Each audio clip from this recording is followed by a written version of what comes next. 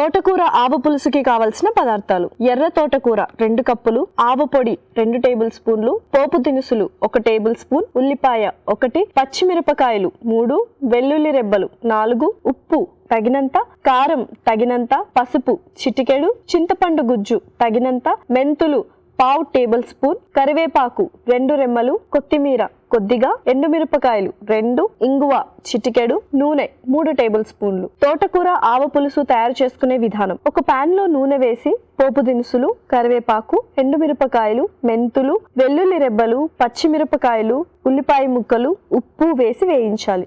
దీనిలో ఎర్ర తోటకూర కూడా వేసి వేగనివ్వాలి. ఆ తర్వాత ఇంగువ, పసుపు, కారం, చింతపండు గుజ్జు వేసి కొద్దిగా నీళ్లు పోసి మగ్గనివ్వాలి. ఆ తర్వాత స్టవ్ ఆఫ్ చేసి ఆవ పొడి, కొత్తిమీర వేసి బాగా కలుపుకోవాలి. ఆపై సర్వింగ్ బౌల్లోకి తీసుకొని సర్వ్ చేసుకుంటే ఎంతో రుచికరమైన తోటకూర ఆవ పులుసు రెడీ.